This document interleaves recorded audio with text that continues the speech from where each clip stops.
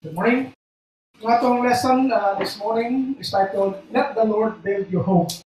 I believe without the Lord in our house, in our family, it will be disastrous, some say. Okay? Not only this world, but also the hereafter. Ang atong outline, we start our introduction. Then I have 4 points here. First, let God's words be the family's guidebook. Okay, so next, overcome daily the world's enticements. And then third, raise the children in the Lord's way. And fourth, do not let the devil destroy the family. And then we have the protection. Okay, so first we have this verse in Psalm 157, verses 1 and 2. It says, unless the Lord builds the house, they labor in vain to build it. So, kanina itong pinaka-basis. Unless the Lord builds the house, so, building house there is the physical or the dwelling place sa family. Panalandaan nga kung dili ang Ginoo nag-build, they labor in vain to build it. So, kung believe na we need God sa atong family. Unless the Lord guards the city, the watchman stays awake in vain. So, kung dinumduman din katong sa Yolanda, bisan pag may sila nga napamandaman yun, 100% sila prepared, but naka-create yung grabing casualty. So, unless the Lord guards the city, the watchman stays awake in vain. It is vain for you to rise up early, to sit up late, to eat the bread of sorrows, for so He gives His beloved sleep. So, direct, hindi magkita sa iyo ang pagpaningkamo. Remember, sa Genesis 12, by the sweat of your brow, you shall eat bread. So, kinanglan nila, given nila. Pero kung kita naningkamot ang maayo sa iyong tamong biya sa itong panibalay, kaya trabaho ka, hindi ka maabot, kaya layo akong balay, for example, kung wala ang Ginoo diha, masayang din ang tanan. So, kayo mas maayo pa itong mga farmers, kaya sweet kayo lang kagkatong kalay na itong provincia. Mga alas 8, alas 1 nagtikaw-tikaw, mga tuog na. City gani, alauna, alas 2, nagpagay akong tao. Nahiragyan, if you go to the province. So, hindi sila kinabuhi actually, kung naon. Anyway, next, the house of the wicked will be destroyed, but the tent of the upright will flourish. So this is another thing also that we have to remember. Kana ko nung balay, bisag ako pa na, kung dato ka, magbinautan po ka, it will be destroyed. So, hindi man ma-destroy, hindi na maimo. Ibaligya niyo mo. Ngayon man, mga abang na lang kag-apartment. Kana mong ipuyan, kung nilito, tuod kay bisyusa, ang katong tag-iya. Among ibayad, ako dito sam, yun na 3 days hurot na. Kaya na, casino. Kaya ang abang mo apartment, bago lang ko nadakpan sa Cebu. So, sayang, di ba? Kanang tent lang, kung tulad-tulad lang ka, kung nagtinarong ka, pwede may mo na dakong building. So, kung magtinarong ka, of course, God is with you. Therefore, kanang tent will become a bigger house eventually. So, I hope di natin nakalimtan. And then we have to rely on God's ways. Kaya sometimes ang tao, hindi siya pila Ginoo, kung padayon magyapon sila, thinking mas bright, mas Ginoo. Para ang ilang wisdom na lang ilang gamiton. Para, for example, ito part of the lesson na to is to raise the children in the Lord's way. Ang ng paagihan na kung Lord's way. Welcome to that. At nakita na to, sometimes, Lord, I wish na ang mga tao na ninyo na hindi na pinanglan. But let's see. So anyway, for my thoughts are not your thoughts, nor are your ways my ways, says the Lord. For as the heavens are higher than the earth, so are my ways higher than your ways, and my thoughts than your thoughts. So dili kita kakumpara sa mga pamagi, kaya mga ginahuna. Therefore, we need guidance from the Word of God. Because no matter how bright we are, hindi kita katupong sa Ginoo. Ako na-emphasize akong importance of God's Word ng lesson. Even if na church founded by professors from Harvard, hindi ako nakatrust na sakto na. So, we need God's Word yan. Kung isa sa atong first na point, kaya God's Word may atong basihanan, I hope we will allow God's Word to be the family's guidebook. Ako nag-emphasize so much na sa kasal. The Bible is enough to guide you sa inyong pamilya. When I conducted that courtship and marriage seminar, I never used books outside the Bible because Bible is enough. nakita tayo sa una nga, kung kayo siya, noon, ikay siya, mahaong siya ng love coaching of marriage ng speaker. Na ako, naka-attend dito. Sige siya, kung mga research, di ba? Malilog ba na? Pero ang question niya is, kisa mga respondents ito. Christians ba ito mga respondents? Lahi ang mga gawas. Kaya mga non-Christians na sila values. Di ba? So, useless niya po na siya na. Kubalik niya po tayo. In fact, I asked him, tama ang malog. Bago naman minikita, kasal me for this short man sa 1 year. Nakita kami December 28 of 1998. Pagka December 24, 1999, kasal me. Hindi pa rin nakita, sige, kaya nagalipa ko siya. Gawas ka sa tinipa. Hindi sa suot. Kaya ingon ako, layo kay 7 years. Kaya ingon ako, based na siya research. Pero kung naka-24 na kami. So, muna nga mas pagod ang Bible, magbasihan na ito. Magamit ko na ito as family guidebook, including the raising of kids. Nadire. Okay. Tingnan sa amin. Si David na sila kami. Through your precepts, I get understanding. Therefore, I hate every false way. So, kini mga false ways, sayo na itong dealing sa sikatao, usually malikaya na if we follow, we read God's words, na mga kwatang understanding, and then muhit na ta, mga pati. So, muhit sa mga pati, hindi siya, the family will really asinso. Kaya, isa-isa ka dato, may mga binuang, eventually, mahurot yun na. What you have, pwede mong mapahinahinay kawa, and then, later ganit, mangawat na lang ganit. Diba? So, your word is a lamp to my feet and a light to my path. So, kanang po sa Ginoo, hindi na sa atong paglakaw, sa atong pamilya, as we have been our home, as a family, ganit siya po niya.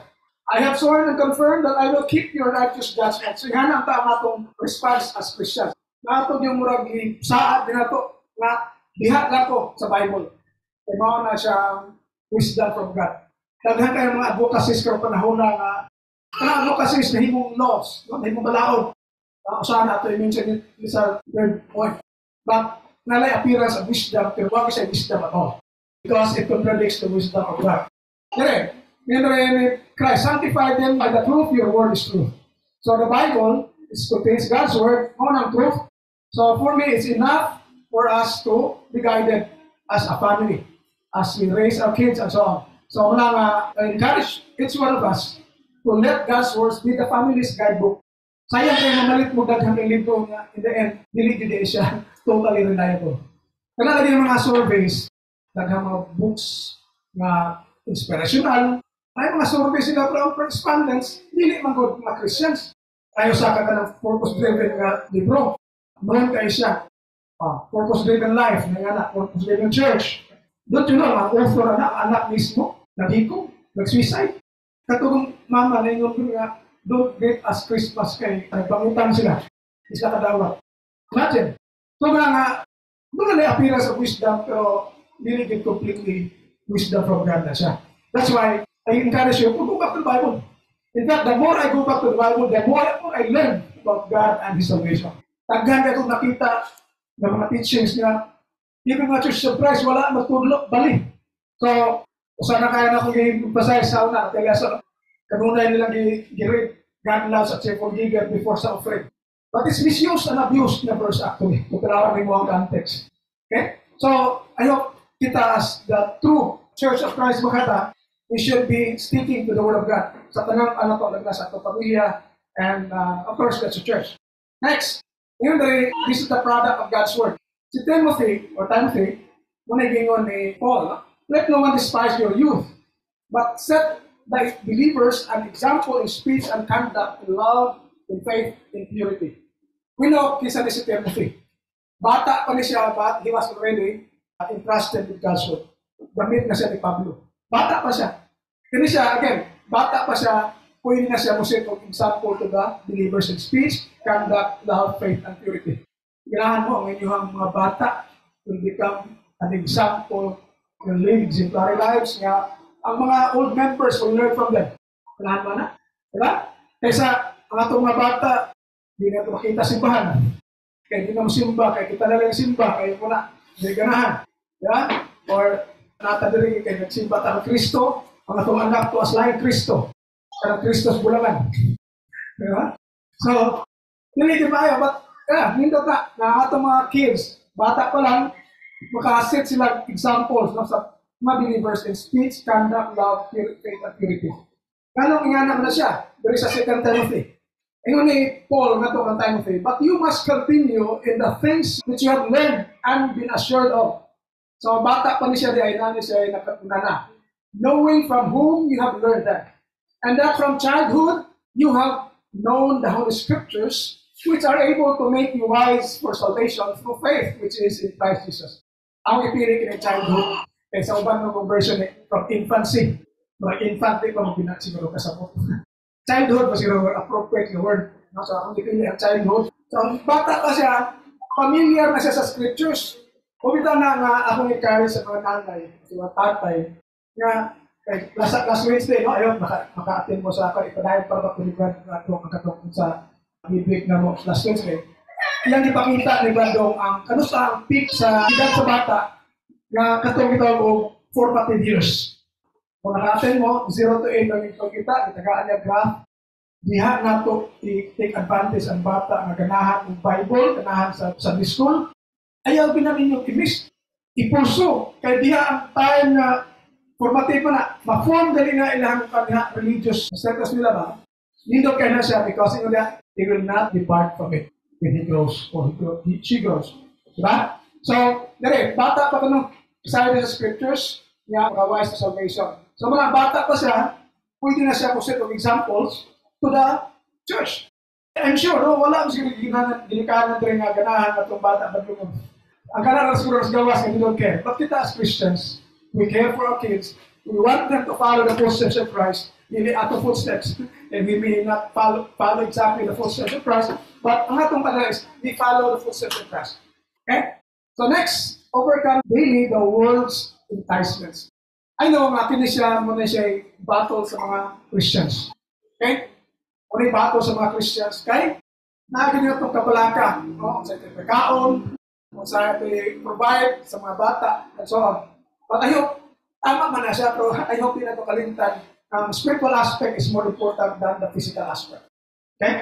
So, kung doon na yung mga pagbira, sabi niya, conflict Sunday, ito may panikamutan nga, prioritize na ito ang biya sa Ginoo. Because, kana makatabang na sa atong pag-raise ko sa atong kids, o sa atong mismo. And again, kana siya, dili lang Sunday na siya, other days as well. For example, wala tayong time, kayo ta, overtime ta, may pila ka buok overtime. May mga naigsuon na to sa una nga, amo pagpagura overtime ko niya. Tingnan mo na, it's useless to stay longer. Diba? Kasi sa Psalm 127 verse 2. Diba? So, isa ko sa rin yung trabaho, ang uso na bila ka mag-visyo, mabuhi lagi ka. Huwag na akong nagpalis ng buhay, kaya ako ang nagtrabaho na siya na-asbay. Basta nila itong visyo, buhi lagi ka. Kaya visyo mo kita kung gasto. Huwag na siya klaro. Anyway, so daily tayo nag-struggle ang enticements of the world. In fact, to be honest, kisa man nato ang everyday nagsultid, pulos gito, madas itong anak. Sa Bible kita, daily, when you rise up, wala tayo, nagbata na to, trabaho na tayo. Wala tayo time actually.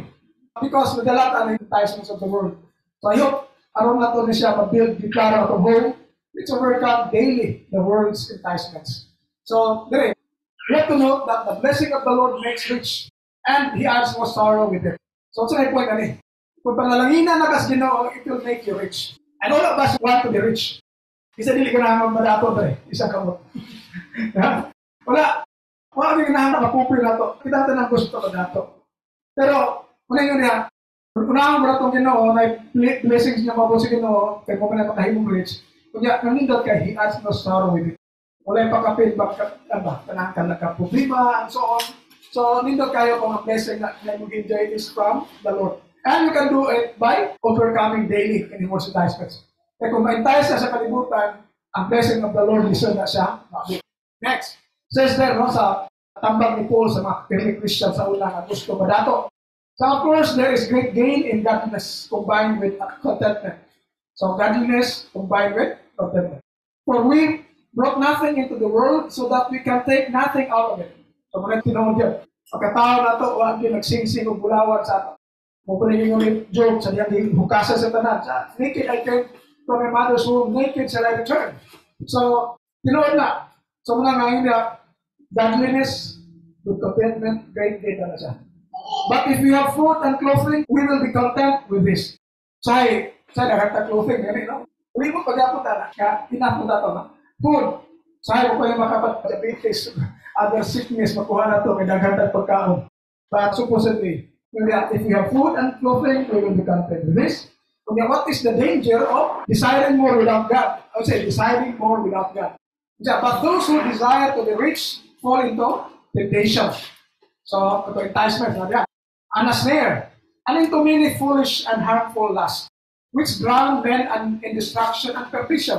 So, makita nato nga, kung tinguha ta pagkadato, again, ako emphasize nga, without God. Because ang pagkadato, di yun sa'yo. Even Abraham was very rich. Diba? Ang problema lang kung we are rich, we have no more time for God. Muna gina siya, pahit God. So, this is a masuod ka sa temptation, sa trap, and then many, di lang few, many foolish and harmful lusts, timuha kag maya na, and then nag-drown ko ito for lumos in destruction and provision. For the love of money is a root of all kinds of evil. So delete money itself, but the love of money, root of all kinds of evil. Ngayon for which some have strayed from the faith. So Christian na, nasaag na sa pagtuo, tuwod na itong ilang desire to be rich or to become rich. Ngayon, strayed from the faith in their greediness and purge themselves through with many sorrows. So makita ito kayo na, daghan ko ito kayong mga sorrows. Yung ito niya, the blessing of the Lord makes one rich. He adds no sorrows to it. Kanino ka na. So kita dito ganahan ng sorrow. Bakit ganahan ito ng sorrow? But, ano yung sikrito niya? Again, I'm not saying hindi ka mo trabaho. Because, tingnan nyo sa tingin sino, by the sweat of your brow, you shall eat bread. So, kada lang media is, ano bang i-balance ito ba? We work, but we still have time for God. Ang tendency is, lopsided. Work ng work, wala tayo time.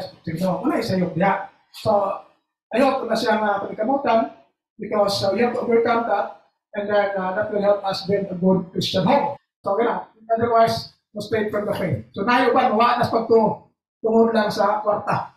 Ang love of money. That should not be the case. Madili pa yung gano'n na mapapabiya nas pagtungod lang sa ang basis na to ang kwarta na atong yapa sa mataro. Next, ni Christ. Do not store up treasures for yourselves on earth, where moth and rust consume, and where thieves break in and steal. So may tampang ni Kristo, di ko na mag-hype up mo, magdagar ko, mga talagay, is kalimutan. Palaton na siya. In fact, the more money you have, the more risky your life is. Maglakaw ka mga agyo kay dala, litre ka maglakaw. Dahil ka na imalon ka cellphone or kung sa kanyang mas part imalon, sometimes it can cost your life. Okay? But store up for yourselves treasures in heaven, where neither moth nor rust consumes, and where thieves do not break in and steal. So may ang gusto ni Christ, mag-lay up ang treasure dito sa langit. Na muna siya may tabo, for where your treasure is, there your heart will be also. So kung kita na-entice na sa world, entice na nagalataan na, ang atong heart wala pag yun sa kastong sa heaven. Diba? Kaya yun na, where your treasure is, there your heart will be also. So, karon sa atong kasikasig, so may napuno. Kung may nag-take up sa atong kasikasig, so you have to think about it. Because kung lagya po ta, pag-iso na tagatag pa natin kung kayo na-entice sa kalibutan, delikado na siya mag-exon. Okay? Okay, dire. Christ also give us some piece of advice. And he said to them, take care, be on your guard against all kinds of greed. So, lalayang mata mo sa kadalo, hapong. For one's life does not consist in the abundance of possessions. So, hindi ko nasukdos Ginoo ang kinabuhi nato sa kanaghanan sa atong possessions. Hindi mo yung Ginoo, langit ka because dato ka. O langit ka because nakapanahon niya. So, sometimes again malimot ani. Kini kinabuhi hindi siya sukdon based on the material possessions that we have. So, take note of that. So, we have to overcome again. Hindi siya more enticements daily. Next, raise the children in the Lord's way. Before na kumupo sila ni share ito kanina, mga advocacy.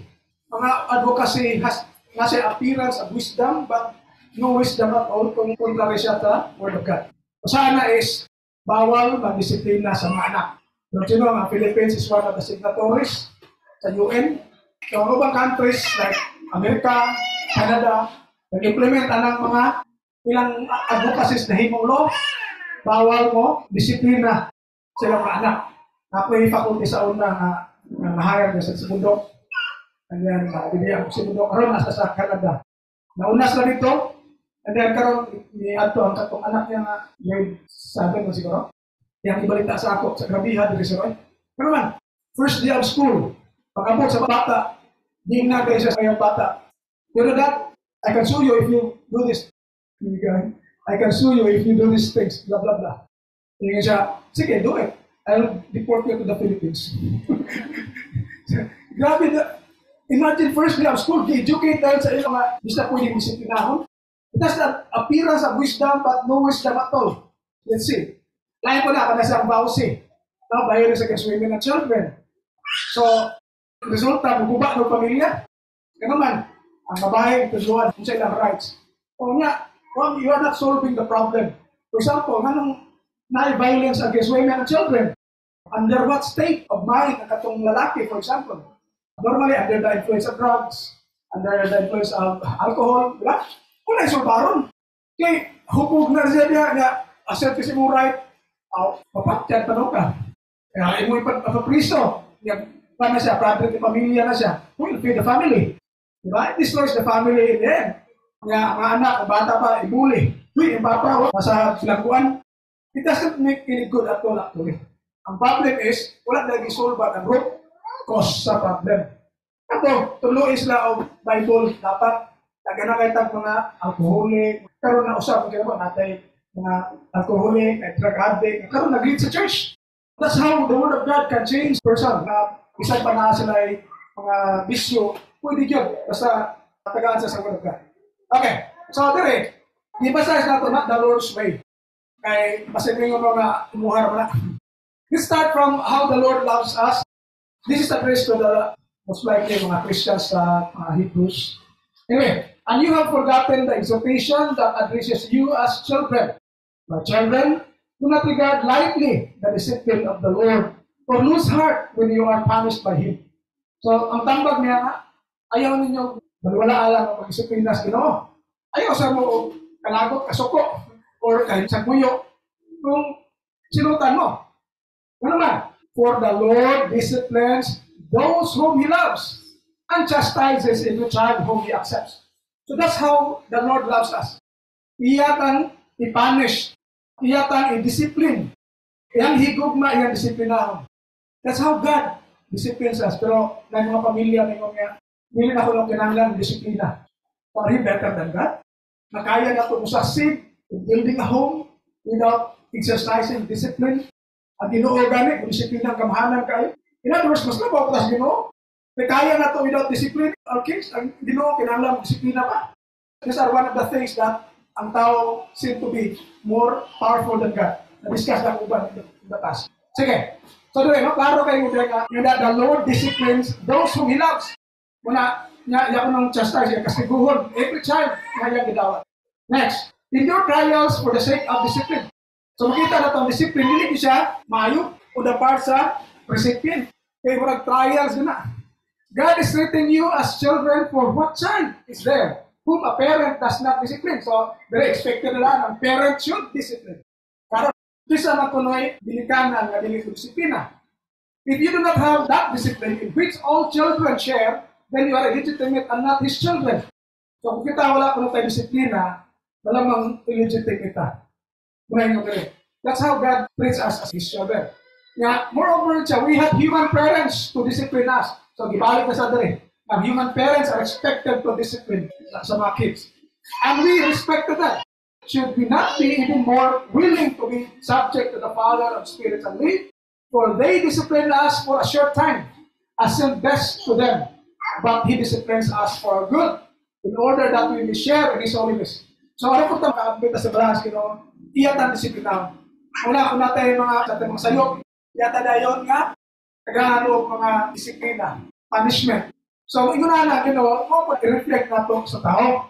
Kaya kita, follow rin ba di ba? Lord's ways are higher than our ways. Lord's thoughts are higher than our thoughts. Kaya kini noon, wala pa ako panunta. Bali na, hindi na siya mao. Verse 11, now discipline always seems painful rather than pleasant at that time. But later it yields the peaceful fruit of righteousness for those who have been trained by it. So, klaro kayo nga yung disiplina, painful, di ba? Sometimes, pilita mo discipline because maluoy ta sa bata. But that should not be the case. Just remember, when you are about to discipline, deciding to discipline or not, yung sakit man, pray about vaccine. Diba kita ng vaccine, sakit ginaitusok sa bata. But why are we doing it? Nga nung pinakabog vaccine na pwede inas mga bata, ato yun, may hatag. Kunin pa sakit mo na. Diba? It's because for the own good na sa bata. In the same way, treat discipline as like a vaccine. Nga, it's really for the own good sa ato mga bata. Because nowadays, I think, lalo yung mga faculty, kabawagin mo. I'm sure, nagsigid na mo reklamo, unsa maging klaseng generation karon. You know na, it's totally different. Layo naging kayo. Ano man, it's the result of di na pwede gani ang teacher mag-corporal punishment. Wala na naroon. Sa una kami, mag-erase ang teacher, nagsaba ka, mag-eraser. Ako si Magda. Oh, gano'n na. Ganun na rin. Kung taas ka, ano ba? Pero bawal man. Yan, nagdako po din mga teachers na wala kong disiplina. Wala na yun. Nakita sa pamilya, wala patay tayo sa itong mga bata. Education start at home, ha? Pasamot na. Muna, we cannot expect a better future kung kita as Christians dito mo start from our homes, from our family. Okay, so, you know, to the church in Laodicea, you know, I reprove and discipline those whom I love. The earnest therefore and repent. So, dapat nakusab sila. So, makita na ito na yan ibadlong, yan disiplina, ang yan higugma. So, kung atong bata, atong ibadlungon, atong disiplinahon, it's because we love them. Kung sa mga tabo, kung dili, you are not loving them. Right? Train up a child in the way that he should go, and when he is old, he will not depart from it. I hope you will agree with this, because this is the wisdom coming from God. I believe, ang mga bata, ako nag-iban na, kauna ko na sa digong mo palutaw simpa. Sa gayo, at ko rin jeep na ko rin. Kaya, matipid. Kaya, na-train mo ni sila, next Sunday, wala sila lang, no-knowledge sa church. So, right time, again, na-mention naman ako ngayon recently po, si Rod, Diyos Los Baños, nag-eskwela siya. Pag Sunday, it happened, nga na-argue ka ng layo kayong, ato, sa Rizal na siguro to, inahangan. Yan, mauli, kung naman, kana siyang gabiin na. So, nakita siya church, kaya di na nakasimba sa Los Baños. So, ang yung option is, dahil na city daw sa Kalamba, ako yung nag-ayaw na lang ato. Kaya typically, ganang gabi, mag-second day na na. Kaya pa Sabados gabi gani, kaya first day of the week pa na. Kaya sa second day. That is what many church and Christ practice na. But we have to have a sunset to sunset accounting. Kanang Acts 20:7 nga ako nag-speak si Pablo until midnight, na Saturday night.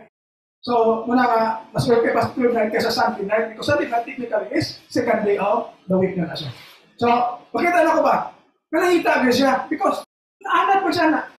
Pero kung walang anad na, ay pagkagawas, ay wala na. Nag-hipre na ito, umuhatog sa kasa. Kung wala matrain ng mga bata. Pero na-train sila, we will not depart from it.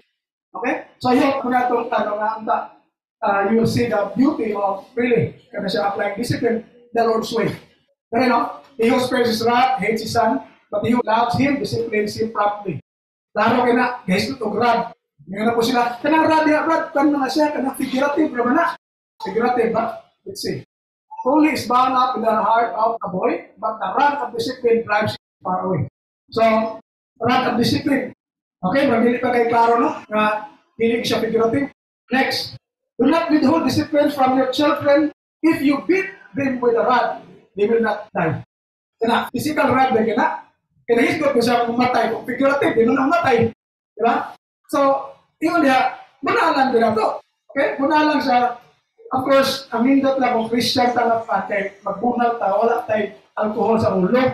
Problema mo kung nang Christian, may alcohol sa ulo, isa kung sila magumitan, ilapay, makamatay. So, muna siya, ang importante yun nga, Christian po dahil ang parents. Kaya, ano ka, same man ka mo discipline. Ayaw, bunalik ulo, kaya madawat ang uto ka na. Sampot lang. Anong unod ba? Pagtilawa lang, sakit. Mura din na siya ang pinakapada. Ayaw, uluha kay delikado na. Pag-suffer ng bata throughout na siyang kinabuhi. So, pero kaya sa sampot nga, unod ra, siya malabhang sahay, okay na siya. Basta, kana. Kaya di ka gusto na sila, magdako na pa. Muna ayaw gid ninyo o patuyari, ayaw gid sunod-sunod sa inyong mga bata. Dapat di mo mong parents, you are given the responsibility to lead them. Pili kita. May tabo na kung kita masigitang sunod-sunod ng bata, magdako na kita magasunod kanila. Nabali. So I hope, ato na siya anong tanga pa I hope. So if you beat them with the rod, you will save their lives from Sheol or the grave or kanang sa Hades. In other words, sa kamatayon. Kung mo ko na siya i-beat with the rod. Okay? So, ang rod is really physical. Next. Do not let the devil destroy the family. Okay, so assuming okay kayong pag-raise mo kids, and then napagyapo yung way na magubaan yung home, your family. Masama na kaning devil. Kining family man God is an institution of God. The Lord God said it is not good that the man should be alone. I will make him a helper as his partner. So kanang mga magpiayon, decide mas Ginoo. Since decide mas Ginoo, the devil will destroy it. So mapantay ta. Okay, therefore a man leaves his father and his mother and takes his wife and they become one flesh. So normally, ginagamit na ito siya during sa kasal. To remind us nga, it's God's institution in marriage. Kaya God's institution man, again, careful ka because ang yawa, di siya ganahan ang Ginoo mo succeed. Or ganyan, sige siya go-post. So, malay ko na to. Sample ni siya, this is, sometimes ako na ginahatag sa article sa verse 1 kung mag-marriage counseling ko. Kaya sa hindi akong preach sa mga bata. But anyway, kanila ka portion, do not deprive one another except perhaps by agreement for a set time. To devote yourselves to prayer and then come together again so that Satan may not tempt you because of your lack of self-control. So makita na ito rin, it's about marriage actually. Husband and wife, nasa obligation to fulfill. Say, wala na, ang kalimutan ngayon nga, kung wala consent, rape na na. Diyan dapat consent mo madili. Na may agreement madili. So wala ako nag-ipasaya sa marriage counseling. Anyway, makita na ito rin nga, kung dili ko nung balik tayo, si Satan, motem. So makita na ito, ang yawa, naragyo nagsigil na sa gulak. Kung sasama na is ka na, wala na may time po sa inyong partner, so posible nga usubla ni Satan. And you know the result. Dami-dami Christians, people says, mga liwa, mga ngalan, no? Na nasa mga partner outside the family. Diba? So, because Satan is there. Yun ang nagpupun. So, he takes advantage of kanang situation ninyo. Okay? Nabi na di Christian, yung partner ni Christian, delikado kayo. Of course, yung Christian, may kamutan gapon because it can still lead to broken homes kung hindi na ito makontrol. Next, another thing, kinasa is relate to adultery, for example. Now, dili man tanang mga tao gina-commit ng adultery. Physical although na may implies nga sa imong mind pa lang na commit ka adultery. Ang isa sa common kayo makommit yun sa tanang marriage couples, mali. Kini kasuko. Wag siguro yung nagtayo nga wag mag-away. Now, although this is not for the family but for the church, but this can be applied to the family. Diba? Be angry at not sin, do not let the sun go down in your anger. So, kung nai kasuko, dapat i-resolve na yun, hindi ko pabutan go down. Of course, kung ibasay siya nga, ang pasabot na is, you have to resolve right away. Kasi ngayon mo, nagsugod big, away ba, the city, napa ko yung size ni the following year. No, as soon as possible. Anyway, man naman, do not make room for that. So, makita niyo na, ang devil na aragi siya. Grabe kayo kabungka na family because of away. Ang away ko, balihon naman na siya, bali sa away is, yawa. Yung yawa, bali rin niya sa pinuhon. So, bantay mo na away, kaya na siya yawa. So, klaro, I hope ang atong mga differences kay wakang kita na tao nga balihon na tadaan. Nakita lang mo, for example, nga mga dagko na and labi na sabi nga diya nga, dili kayo mag-isot talikod atong kung sinaan ka na ito, ba? When you grow, it's difficult for you to depart from it. So, grabbing adjustments na. So, natin yung mga pag-away. So, but as Christians, we should not make room for the devil. Otherwise, the family is destroyed. So, yun, strengthen na ito itong family. So, let the Lord build your home. So, ano tayo sa inspection? Are we really trusting in God's words as the perfect guidebook for our family? So, ayun, ito ka muna yung guidebook ng Bible sa atong family. Next, overcome daily the world's enticements. Are we still attracted to the worldly pleasures and are anxious to keep them? No, saan kayo taganahan, Gusto kita mahitabo na to the extent that we have no more time for that. Next, raise the children in the Lord's way. I hope kita mingon nga kaya na without discipline. Because ang Ginoo na, nakita na to, ang iyang paagi to love us is to discipline us. So, do we think we are better than God? That we can succeed in building our family without exercising discipline? So, na ito na ang son. And the last, do not let the devils destroy the family.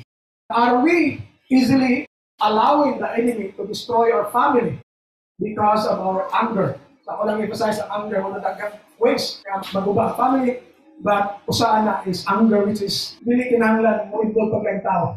Adultery involves other persons, di ba?